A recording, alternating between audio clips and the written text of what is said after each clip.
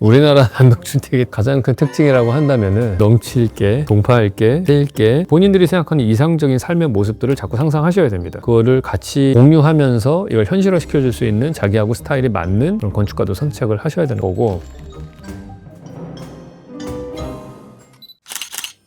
네, 안녕하세요, 왓슨 여러분. 이번 시간엔 저희 사무실에서 디자인한 주택들을 좀 소개를 할까 합니다. 설계사무소에서는요, 단독주택 설계비 단가가 제일 높습니다. 그 이유는 주택 하나 설계하는 게 한 30층짜리 빌딩 하나 설계하는 것보다 몇 배는 더 어려워요. 일단은 건축주가 까다로울 수밖에 없죠. 본인이 들어가서 살 집이니까 엄청나게 간섭이 많고, 이분들이 24시간 거기 생활하면서 하나하나 다 컴플레인을 하시거든요. 여러분들은 사무실에 출근하셨을 때 사무실 건물을 뚫어져라 보지는 않잖아요. 컴퓨터 모니터 놓을 수 있는 자리와 그것만 바라보면 되잖아요. 회의실 정도 있고 뭐 이 정도인데, 주택 같은 경우에는 여러분이 인간으로서 하는 모든 행위가 다 있죠. 혼자도 있어야 되고, 화장실도 가야 되고, 밥 해 먹고 치우고, 쓰레기 분리수거 해야 되고, 뭐 등등 뭐 셀 수 없이 많잖아요. 인간이 살면서 필요한 모든 복합적인 행동들을 다 한단 말이에요. 항상 학생들한테도 얘기하는 게, 주택이라고 하는 공간이 건축의 줄기세포와 같다. 여기서 다 파생해서 새로운 건물들이 나오는 거거든요. 주택이 있는데 거기서 방의 개수를 늘리면 호텔이 되는 거고, 거실의 사이즈를 엄청 키우면 그게 컨벤션 센터가 되는 거고, 마당 넓히면 축구장 되는 거고요. 이런 것들을 보면은 주택 하나를 잘 하는 게 사실은 건축의 기본입니다. 근데 제일 어려워요. 이 사람이 어떠한 건축 철학을 가지고 있는가, 이거를 볼 때 제일 중요한 건 그 사람이 설계한 주택을 봐야 됩니다. 기본적으로 사이즈 비슷하죠. 어떤 재료를 썼는지, 방을 어떻게 나누는 건지, 방하고 방의 관계는 어떻게 하는 건지가 그냥 딱 보이거든요. 그래서 르코르비지가 설계한 빌라 사보아와 프랭크 로이드가 설계한 낙수장과 루이스 컨이 설계한 피셔하우스와 등등 딱 보면은 한눈에 들어와요. SOM이나 KPF 같은 데들이 대형 설계사무소를, 오피스 빌딩들을 다 많이 만들었지만은 주택으로 뭐 유명한 게 있나? 그런 부분에서는 뭐가 딱 떠오르는 게 없거든요. 그런 면에서 좀 디자인 철학이 약하다, 그런 생각이 드는 거죠. 노먼 포스터 사무실도 사실 주택의 대표작은 없는 것 같습니다. 오피스라든지 박물관, 국회의사당 이런 것들은 너무 잘하잖아요. 주택은 딱 떠오르는 게 없는 것 같아요. 저희 사무실 같은 경우에는 항상 얘기하는 게, 기왕 단독주택으로 오셨으면은 아무래도 층수가 나눠지잖아요. 1층짜리 주택에 사는 경우는 거의 없어요. 적어도 한 2층 정도로는 나눠지게 되어 있는데, 그러면 이제 층 간의 소통을 만드는 데 좀 주력을 하셔라. 그리고 우리나라 아파트가 워낙에 한 2.4m, 2.5m 뭐 이 정도 천정고로 돼 있으니까 그거보다 훨씬 더 높은 천정고를 느낄 수 있는 공간을 가급적이면 만드셔라. 그리고 더 가능하다면은 경사진 천장을 좀 경험해 보는 것도 좀 가급적이면 하셔라. 뭐 이런 조언은 드립니다. 특히 이제 방에서 방을 볼 수 있는 창문들을 좀 많이 만들어라, 그런 말씀도 많이 드리고 있고요. 그 중에 하나로 먼저 소개시켜 드릴 거가 캥거루 하우스라고 하는 겁니다. 저희들이 이제 프로젝트를 진행을 할 때 그 작품의 성격에 대해서 이렇게 한 가지 문장으로 정의를 하는 경우들이 많은데, 이와 같은 경우에는 부모와 자식이 조화롭게 따로또 같이 살 수 있는 집은 어떻게 할까, 뭐 이런 얘기입니다. 제가 따로또 같이라는 말을 되게 좋아하죠. 저희 벤치 디자인 할 때에도 따로또 같이가 있었죠. 저는 기본적으로 건축이 관계를 디자인하는 장치라고 생각을 하는데요. 가장 좋은 관계는 적당한 거리를 두고 있는 관계라고 생각을 합니다. 너무 멀지도 않고 너무 가깝지도 않은 그러한 관계를 설정하는 걸 좋아하는데, 이 집은 이제 시작부터가 되게 특이한 경우였습니다. 보통 우리가 도시계획을 만들 때 보시면은 단독주택 단지들을 필지로 만듭니다. 그렇게 하는 이유가 뭐냐면은, 원래 거기 토지 원 소유주들이 있을 거 아닙니까? 거기에 주택을 짓고서 살던 분들이 보상을 받는 거예요. 그 필지 하나를 대토를 받는 식으로 해서 받는 경우들이 많이 있습니다. 그래서 그런 필지들을 항상 계획을 하고 그 옆에다가 아파트 단지를 지어요. 그래서 이제 두 개를 조화를 이루게 토지 개발을 하게 되는데, 그거를 이 건축주분이 사셔가지고 아파트에서 부모님 따로 사시고 자녀도 따로 살던 그런 분이었는데, 아드님이 본인의 돈을 합쳐가지고 경기도 외곽에다가 집을 지어서 살자, 이렇게 된 겁니다. 두 제너레이션이 산다는 거는 사실 쉽지가 않죠. 어렸을 적에야 부모 밑에서 아이들이 자라나야 되는 거니까 한 집에서 두 세대가 사는 경우야 있지만은, 다 성인이 된 다음에 두 세대가 함께 사는 거는 상당히 어려운 숙제거든요. 그래서 그거를 풀기 위해서 저희들의 생각은, 두 세대가 같은 집에 있지만은 두 개의 다른 집처럼 보이는 겁니다. 그래서 마치 두 개의 독립된 집처럼 보이게 디자인을 했으면 좋겠다. 그러려면 어떻게 하느냐? 일반적인 집들은 현관문 열고 들어가게 되면은 거실 나오고 방 나오고, 방하고 방으로 사람들의 프라이버시가 구분이 되잖아요. 근데 여기는 자녀 세대와 부모 세대가 각각의 다른 층에 살고, 각 층을 이동을 할 때 복도를 통해서 이동하는 느낌이 안 나고 골목길을 통해서 이동하는 느낌이 나게 만들고 싶었던 거예요. 그러면 여기서 우리가 복도와 골목길의 차이점이 뭐냐? 건축적으로 봤을 때 복도는 하늘이 안 보이죠. 보이죠. 형광등 불빛으로 되어 있고 골목길은 하늘이 보입니다. 자연 채광이 들어오는 공간이라는 점이 달라요. 두 번째 특징은 일반적인 복도는 쭉 메인 복도가 있고 거기서 쪼개져 나가면서 나뭇가지처럼 바깥으로 나가면은 각각의 방들이 붙어 있는 그런 구성을 띠고 있습니다. 복도를 가다가 A라는 방을 가면은 다시 있던 자리로 올 수 있는 길은 그 길을 되짚어서 거꾸로 돌아오는 길밖에 없어요. 근데 도시에서는 여러 개의 필지로 나눠져 있고 그게 골목길로 연결이 돼 있으면은 이쪽 집에서 저쪽 집으로 갈 수 있는 길이 하나만 있는 경우는 아니죠. 이 골목을 통해서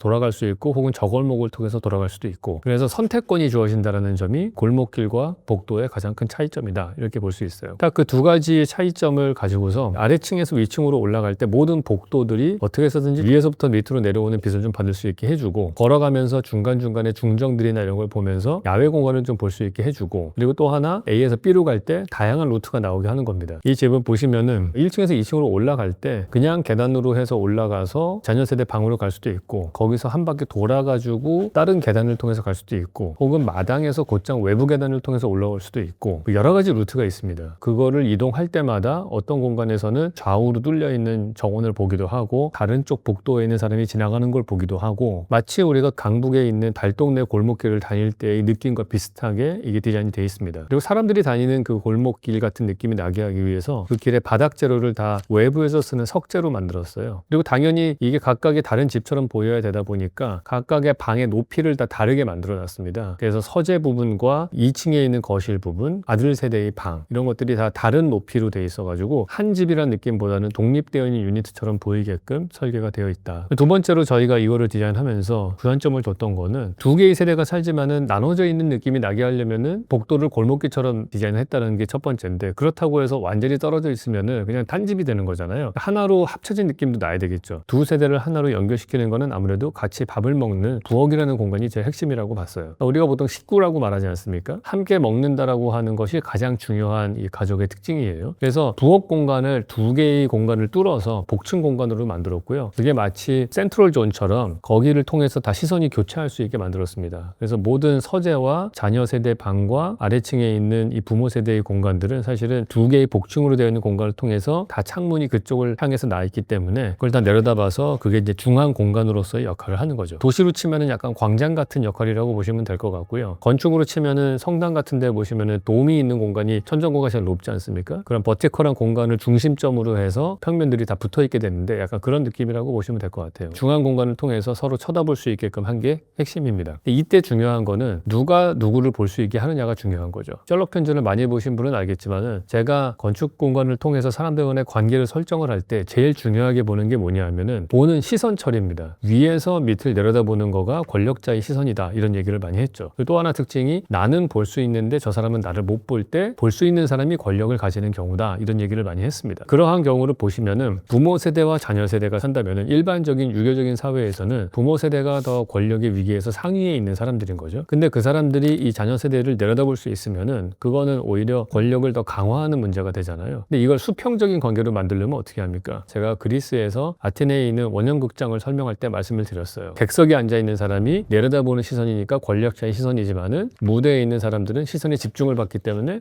또 다른 권력을 가지게 된다. 그래서 서로가 한 번씩 주고받으면서 평등한 관계가 된다, 이런 말씀을 드린 적이 있습니다. 마찬가지로 보통 며느리와 자녀가 있는 이 세대들이 조금 더 권력의 위기가 낮으니까 이 세대가 위에서 아래층을 내려다볼 수 있게 했어요. 단 밑에서 위를 봤을 때 이 사람들의 프라이버시는 더욱더 지켜질 수 있게 디자인을 해야겠죠. 그러려면 오가는 게 보이지 않게 창문의 턱을 높여서 이 사람들이 내려다볼 때에만 보이게 하고 왔다 갔다 하는 거는 보이지 않게 하는 처리를 하는 거죠. 또 하나 특징적인 거가 가운데 중정이 하나 있거든요. 그 중정이 일반적으로 정방형의 중정이 아니고요, 좁고 긴 중정으로 되어 있습니다. 그러면 자녀 세대가 위에 있는데 그 중정을 내려다봐서 자연을 볼 수가 있겠죠. 그 중정을 통해서 아래층에 있는 안방은 보이지 않게끔 되어 있습니다. 만약에 이 간격이 넓었다면은 2층에서 1층 방이 다 훤히 들여다 보일 거예요. 근데 이게 좁기 때문에 위에서 밑으로 볼 수 있는 시선이 급격하게 각도가 떨어져서 침대까지가 안 보이고 그 안방의 엣지 부분만 보이게끔 설계가 되어 있습니다. 하나의 자연을 둘이 다 공유할 수 있게는 되어 있지만은 서로 쳐다보이지는 않게끔 정리가 된 것이 이 건물의 특징입니다. 그리고 이 중정이 조금 더 다른 공간하고 더 연결되어 보이게 하기 위해서 한 장치가 중요한 게 뭐가 있냐면은, 우리나라는 아시다시피 여름철에 모기가 많잖아요. 벌레가 많아요. 왜냐하면 비가 많이 내리고 집중호우가 내리면은 이제 웅덩이가 생기고 거기다 모기들이 알을 까가지고 엄청나게 모기들이 늘어난단 말이죠. 그래서 우리가 창문을 열 때 극동아시아에 있는 집들은 다 방충 방충망이 달려있단 말이에요. 그럼 방충망을 통해서 바깥 경치를 보면은 아무래도 하나의 필터로 막혀있는 듯한 느낌이 나는 거죠. 이거를 방지하기 위해서 우리는 중정적으로 창문을 여는데 방충망이 없이 열 수 있게끔 디자인이 되어 있습니다. 그 중정의 위에 뚫려 있는 부분에다가 방충망을 다는 거예요. 측면에도 방충망을 달고 벌레가 못 들어오게끔 위에 옆에서 다 차단이 되기 때문에 실제로 방에서 문을 열었을 때는 방충망 없이도 서로 소통할 수 있게끔 그렇게 디자인이 되어 있습니다. 훨씬 더 개방감이 있는 그런 문이 되는 거죠. 물론 바람은 다 방충망을 통해서 위에서 다 걸러지기 때문에 모기나 이런 벌레들은 다 차단이 될 수 있는 디자인으로 되어 있습니다. 마지막으로 이 재료 같은 경우에는 크게 보면은 까만색 벽돌로 만들어진 그런 건물인데 안에 자녀 세대의 그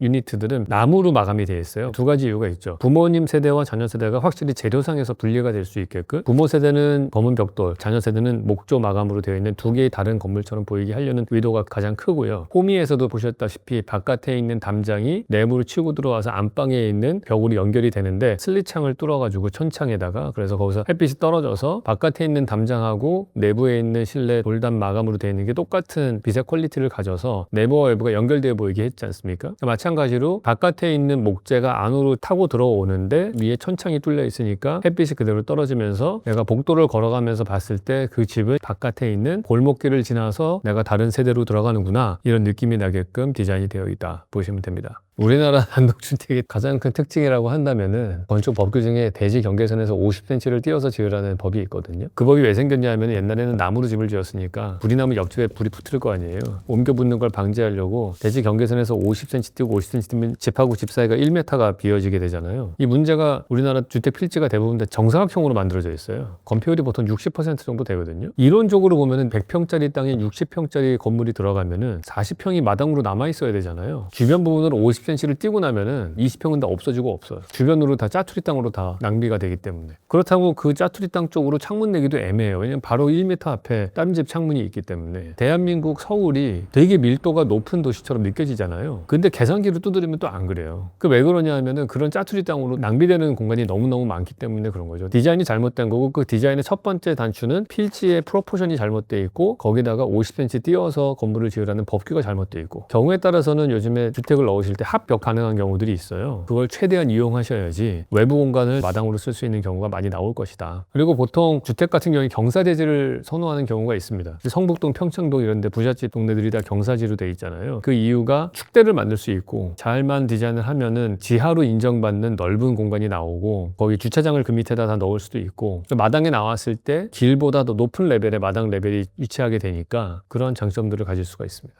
단독주택 살면이라는 짤인데요. 넌 관리사무소의 소중함을 알지 못했지. 배수로는 넘칠게, 수도는 동파할게, 지붕은 세일게, 곱등이는 그냥 친구지. 눈 오면 눈 치워야 되고 유지보수에 돈 많이 들고 특히 겨울에 난방비 뭐 같음. 진의 얘기가 많네요. 잊어먹을 때쯤 많이 온다고.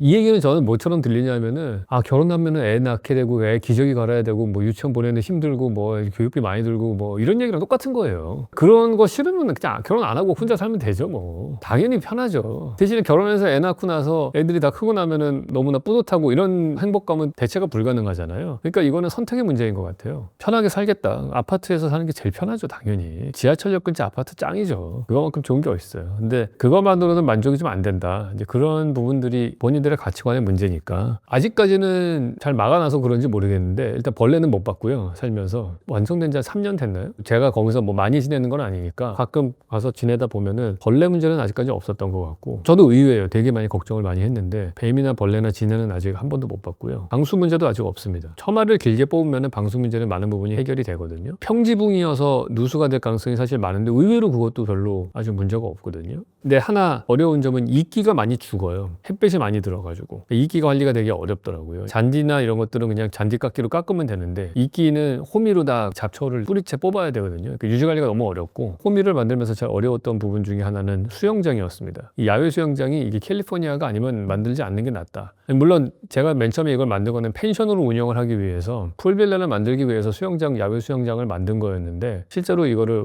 펜션으로 운영을 안 하니까 그 유지 관리가 감당이 안 되는 것 같아요. 물값도 어마어마하게 나오고 자꾸 그 개구리 빠져서 못 나오고 있고 나무까지 떨어져서 뭐 썩고 막 이런 것들이 결국에는 저희가 일시적으로 지금 그걸 젠가든으로 바꿨거든요. 확실히 수영장은 펜션으로 운영하기 전에는 단독주택에서는 안 만드는 게 확실히 좋다 말씀드릴 수 있을 것 같아요. 사람마다 다르겠지만 저는 개인적으로 제일 좋은 거는 마당이 있는 게 제일 좋은 것 같아요. 저희 5층에 저희 사무실에 옥탑방 같은 제 방이 하나 있잖아요. 거기 마당이 넓지 않게 있는데 그 마당 진짜 밖에 안 나가거든요, 거의. 그 1년에 잔디 한 번 깎아요. 근데 저는 그 잡초 자라는 것만 보고 있어도 되게 마음이 힐링이 많이 되고 햇빛 떨어지는 거 보면은 아, 내가 언제든지 저 자연에 나갈 수 있다라는 선택권이 나한테 주어졌다라는 것 자체가 그거 자체가 저희 심리적인 안정감을 주거든요. 그래서 그 마당이 있다라는 거가 저는 제일 좋은 장점인 것 같아요. 근데 제가 뭐 마당에 나가서 맨날 정원을 가꾸고 꽃밭을 가지고 있고 그러진 않거든요. 그냥 보면서 좋아하는 것 같아요. 그 비어있는 공간이잖아요. 그럼 비어있는 공간을 봤을 때 심적인 여유가 생기는 거죠. 우리 현대 도시에서는 비어있는 공간을 보기가 어려우니까. 그리고 일반적으로 비어있는 공간들은 위험하다고 느껴요, 사람들이. 대부분의 비어있는 공간은 다 퍼블릭 스페이스지 않습니까? 골목길이 비어있으면 얼마나 무서워 보입니까? 밤에 걸을 때. 혹은 광장도 비어있으면 되게 무서워요. 어디서 누가 나올지 모르기 때문에. 근데 마당은 어떻습니까? 그건 내 프라이빗한 공간이죠. 담장에 의해서 보호받는 공간인데 비어있어요. 그렇기 때문에 그 비어있는 공간을 볼 때 심적인 안정감을 찾을 수가 있어요. 물은 좀 있었으면 좋겠다 항상 생각을 하고요. 근데 깊은 물을 원하는 건 아닙니다. 낮은 물이 있어가지고 하늘을 좀 반사할 수만 있으면 충분히 좋은 것 같아요, 저는.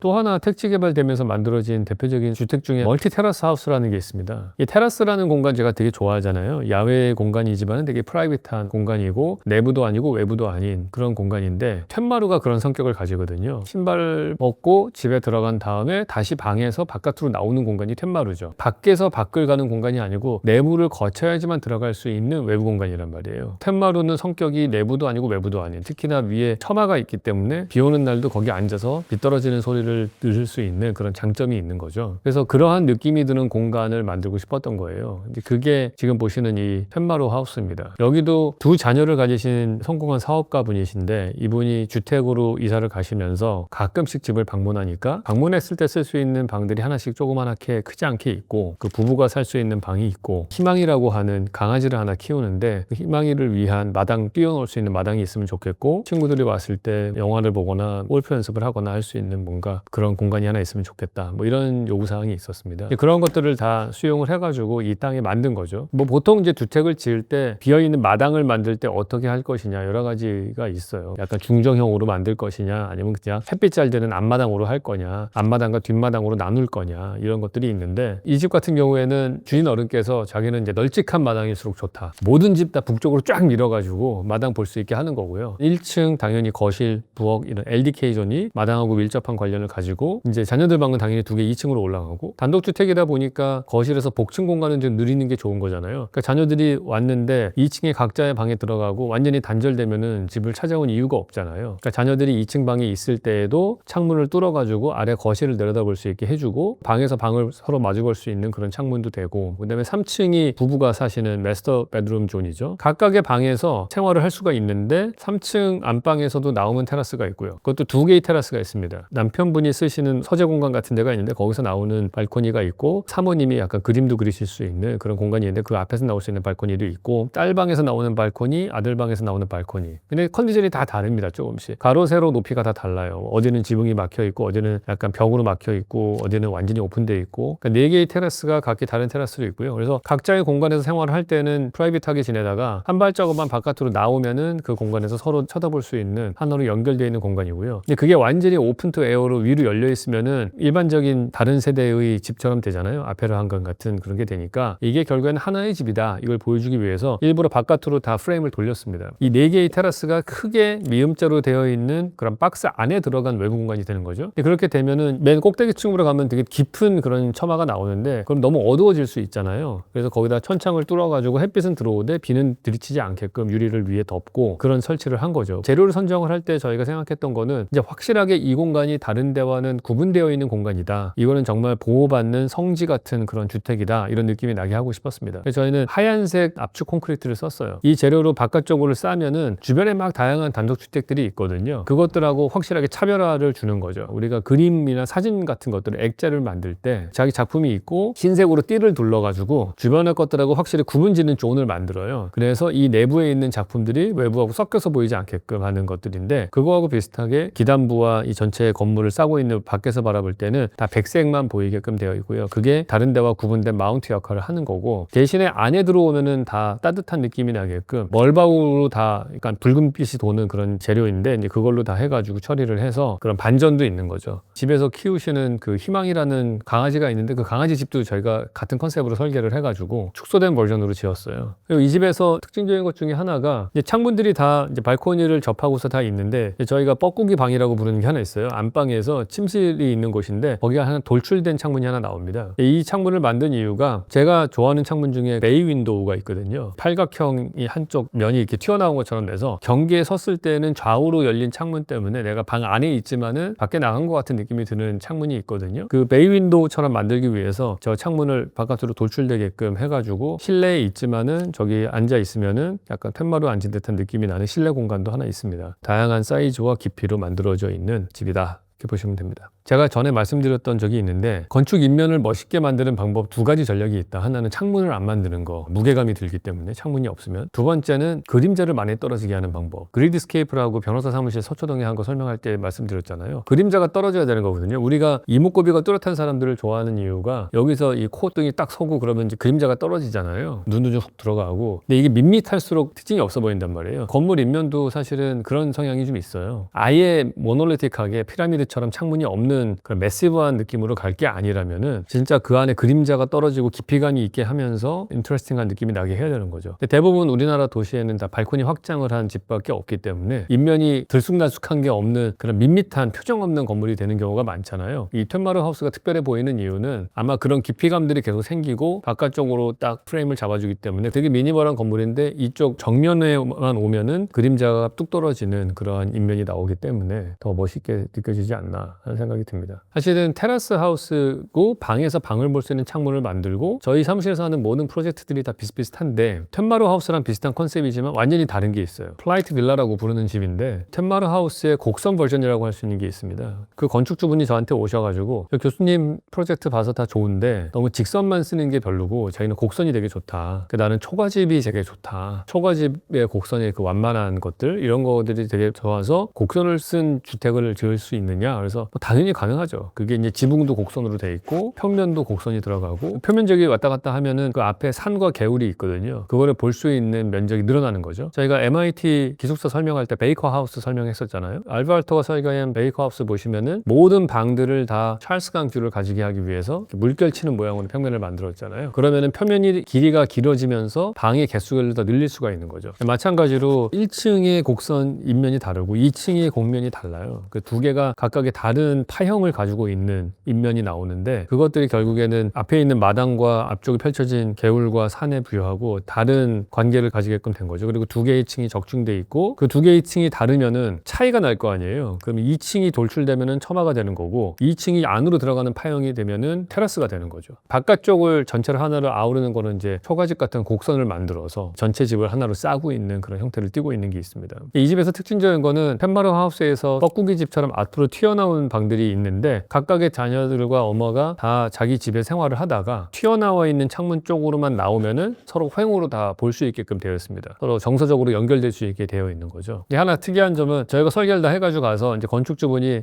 되게 만족하시면서 하나 좀 약간 킥이 하나 필요한 것 같다 하나 요청을 하셨어요. 아이들이 놀 수 있는, 그러니까 눈에 띄는 걸 하나 해달라. 그래서 저희가 딸기를 이렇게 뒤집어서 세운 것 같은 아이들 놀이집을 하나 설계를 했습니다. 그래서 보시면은 마당 앞에 딸기가 거꾸로 서 있는 것 같은 집이 하나 있거든요. 딸기 하우스라고 저희가 부르는데, 이 집의 마지막 킥으로 하나 들어간 겁니다. 저는 본인하고 맞는 건축가를 찾는 게 제일 중요한 것 같아요. 스타일이 있잖아요. 우리도 옷을 살 때 가서 보시면은 어떤 사람들은 좀 화려한 옷을 선호하고 어떤 사람들은 좀 차분한 옷을 선호하듯이 자기한테 맞는 거가 있거든요. 오피스 빌딩 같은 걸 지으면은 이거는 모두를 위한 공간이기 때문에 특별하게 개성 있게 지을 필요는 없는데, 주택이라고 한다면은 자기한테 맞는 사람을 찾는 게 일단 첫 번째인 것 같아요. 두 번째는 이제 저희 건축주분들이 저희 사무실에 오셔가지고 어떤 집을 상상하는지 이걸 제가 꼭 물어보거든요. 본인들이 상상하는 그 가족들의 어떤 이미지가 있을 거 아닙니까? 내가 아침에 일어나가지고 햇빛이 쫙 들어오는 데서 커피를 내려가지고 그때는 어떤 장면이 창문 바깥으로 보였으면 좋겠다라든지, 자기 전에 내가 바라보는 낙조는 어떤 느낌이었으면 좋겠다라든지, 그 중에서도 제일 중요한 게 어느 정도의 투명도를 가지는 집인지, 그게 이제 개인적인 성향이 크게 차이가 나거든요. 어떤 사람들은 창문 큰 거 좋아하고 어떤 사람들은 되게 내부지향적인 걸 좋아하고, 본인을 제대로 파악할 필요가 있어요. 그래서 나는 좀 폐쇄적이고 인트로버트한 공간을 좋아하는 사람인지, 아니면 바깥을 더 많이 보기를 원하는 사람이, 내가 좀 보이더라도 상관없이 나는 그걸 보는 걸 좋아하는 사람인지, 이런 거를 일단 아셔야 됩니다. 이게 본인에 대한 이해와 가족들의 어떤 성격, 성향들이 있을 거 아니에요. 본인들이 생각하는 이상적인 삶의 모습들을 자꾸 상상하셔야 됩니다. 그러니까 연극으로 치면 시나리오가 나와야지 그 시나리오를 듣고서 아, 이렇게 세트를 디자인해야겠구나 생각을 하는데, 시나리오가 없는 상태에서 세트를 설계할 수는 없잖아요. 그래서 그것들을 생각해 오셔야 되고, 그거를 같이 공유하면서 이걸 현실화시켜줄 수 있는 자기하고 스타일이 맞는 그런 건축가도 선택을 하셔야 되는 거고, 그렇습니다. 저희가 오늘 소개시켜드린 집이 3개가 있는데, 이 주택은 사실은 되게 프라이빗한 공간이기 때문에 만들어도 공공에 노출시키기가 되게 어려운 점이 있습니다. 그래서 잘 설명드리기는 못했는데, 저희 사무실에서 주택을 계속해서 꾸준히 하고 있기 때문에 이 채널을 통해서 계속 설명을 드릴 거고요. 이제 5월달 되면은 저희가 지었던 집 중에서 진짜 예쁜 집이 하나 있습니다. 그거는 직접 가서 건축주분의 양해를 좀 구해서 한번 소개해드리려고 하고요. 혹시 주택 설계하는 데서 궁금한 점이 있으시면은 저희 댓글로 남겨놓으시면은 제가 설명을 더 드리도록 하겠습니다.